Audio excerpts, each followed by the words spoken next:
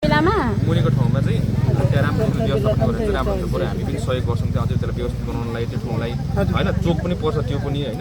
यहाँबाट माथि गएपछि त माथि गएकै भइहाल्यो। मुनि झरेर फेरि यता जाने कुरा नै आउँदैन। मैले देखेको राम्रो ठाउँ भनेर त्यो मुनिको रहेछ होइन। भर्खरै मैले देखेँ त्यो ठाउँमा अझै व्यवस्थित गरेर राम्रोसित बनाएर बरु सार्वजनिक टोयलेटहरू राख्ने कि के गर्ने कि त्यहाँ अझै होइन अरू कसरी गर्ने त हामीले भनेको राम्रो गर्नु पर्यो क्या। पुरानै ठिक थियो भनेर भन्नुहुन्छ त किन हामीलाई बताउनु।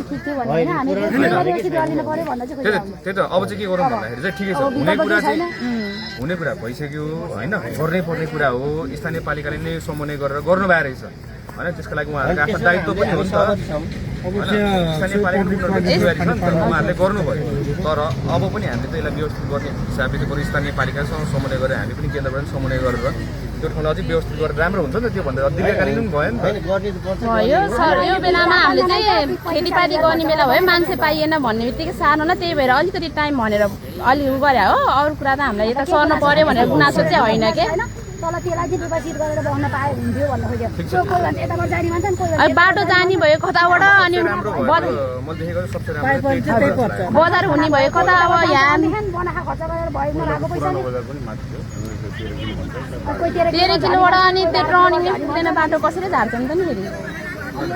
अब यो बजार मात्रै भएर भएन बाटो हुनु पर्यो। गोर्खा जाने उता जाने भनेको त खासमा यही नै हो। जमानादेखि नै यही नै हो। त्यो भइसकेपछि मेरो विचारमा माथि गएर फेरि मुनि झरेर माथि जाँदैनन् होइन। अब व्यापार बिजनेसहरू गर्नलाई हामीले पनि सोच्दाखेरि के भने ठ्याक्कै यहाँबाट चोक त्यहाँ भयो भने त त्यहाँदेखि यताबाट दाहिने देब्रे जान्छन्। त्यहाँ बिजनेस राम्रो हुन्छ। अर्डिनेट ठाउँ त्यहाँ हुन्छ। बरु त्यसलाई व्यवस्थित बनाउनु न होइन। अझै राम्रोसित व्यवस्थित बनाउनु। बाटो चाहिँ कताबाट जाने भयो त नि सर। अब 13 किलोबाट जाने भयो कि गाडी यो बाटो त हिँड्न नदिने के भनी स्थानीय अब त्यसै भन्छन् कुरा गर्छन् पार्किङ गर्न नदिने भन्छन्। यो बाटो बन्द गर्ने रे भन्ने कुरा गर्छन्। यो माथि पार्किङ त यहाँ त बाटोमा त मैले पनि तपाईँको बाटोमा पार्किङ गर्नु हुँदैन भनेर अलिकति राखेको कारण त्यही त होइन। यो ठाउँमा पार्किङ गर्नु मिल्दैन किनभने तपाईँको घुम्ती छ होइन। घुम्ती भएपछि गाह्रो छ। बरु यहाँ पिक एन्ड ड्रप बरु यसो गरेर गर्नु मिल्यो। तर सबसे राम्रो भने बजारमा पिक एन्ड ड्रप गर्नु राम्रो हो क्या। त्यहाँ मान्छे चिया खान्छ के खान्छ होइन। सामानहरू किन्छ त्यो गरेपछि फलफुल त्यहाँ राम्रो हुन्छ।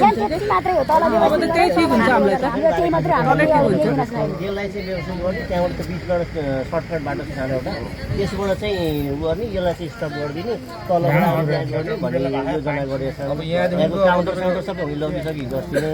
अनि यहाँ चाहिँ आज हाम्रो यहाँको सहाय गर्दै नि हिजोदेखि ट्याक्सी हाम्रो साइड राख्नु यहाँ नराख्ने है नो पार्किङ हो भनेर भन्नुभएको थियो। अहिले मान्छे यहीँ छ कोही बस गरेर बाहिर रोकेको छैन कलेज रोकेको छैन। यो बाटो त किन बन्द गर्ने। तपाईँको यत्रो बाटो छँदैछ मान्छेको इच्छा हो जहाँबाट जानु मन लाग्छ उसलाई जानु मन लाग्छ नि त। यत्रो राज्यको खर्च भएको छ।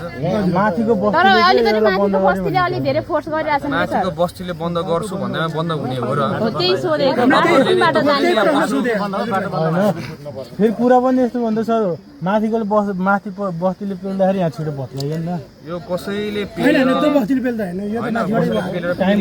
राज्य होइन बुझ्नुपर्छ तपाईँहरूलाई। तपाईँहरूको दिमागमा चाहिँ के भइसक्यो भने पहिलादेखिको त्यो दिमाग छ कि पावर हान्यो भने चाहिँ मान्छेले पावर भयो भने चाहिँ पावरले चाहिँ अब यिनीहरूले पेल्छ।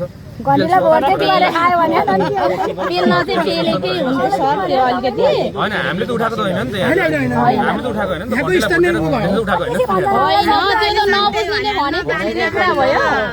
अब नराम्रो काम गरेपछि सबै घन्टीलाई दोषिने हो। स्थानीय चुनाव आउँदैछ होइन। राम्रो काम गरेको उहाँहरूले गरेको हो भनेर भन्ने त राजनीति त्यही नै हो होइन। आफैले विवेकले प्रयोग गर्नु पर्यो तपाईँहरूले पनि। अब राम्रो कसले गरेको छ राम्रो गरेको छ नि।